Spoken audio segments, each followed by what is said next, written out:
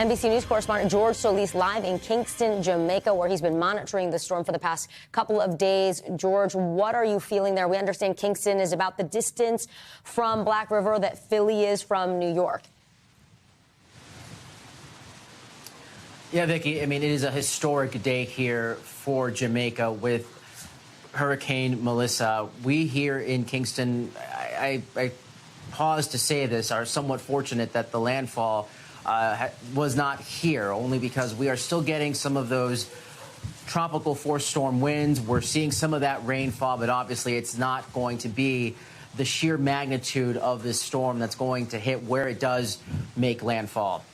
That's not to say, though, that with these strong winds, we're not seeing some damage and we're not concerned about that rainfall, because that has been the storyline here with this storm, considering it is going to dump so much rain and cause so much flooding already, of which we are showing you and we have seen here.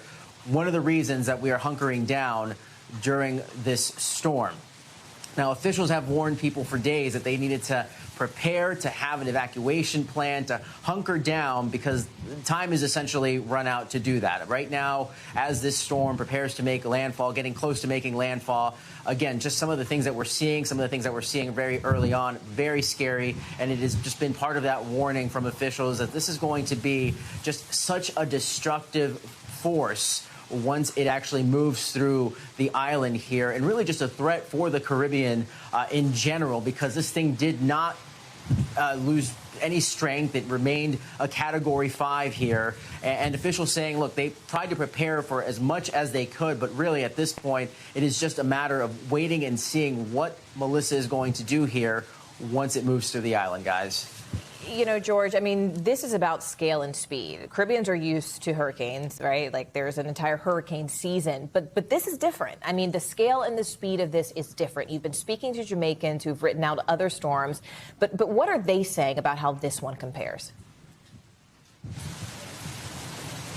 Yeah, so I have to tell you, being here on the ground a couple of days, initially there was sort of this belief that maybe it's going to do what so many other hurricanes have done that have come close to Jamaica, but maybe weren't a direct hit. The last big one, you're talking about Ivy, you're talking about Gilbert, that were somewhat in the same ballpark. But here, when you have this Category 5, as we got closer, residents were telling us, we're really concerned that this is, and I'm quoting here, going to rip the entire island apart. People were saying, we're going to take it seriously, we're going to hunker down, we're going to take all the necessary precautions. That's not to say, though, some people weren't reticent. We've been to some of the low-lying areas, some of those historic towns where people historically have not evacuated, and sad to say, some people still felt that they were going to be able to weather this storm. And again, keep in mind here, where we are in Kingston, it still may not be as severe, but we're still concerned about the storm surge here.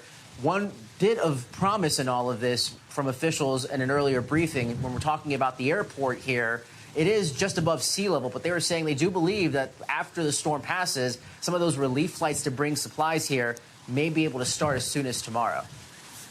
All right. We appreciate you, George Solis, there on the ground in Jamaica for us. We thank you for watching, and remember, stay updated on breaking news and top stories on the NBC News app or watch live on our YouTube channel.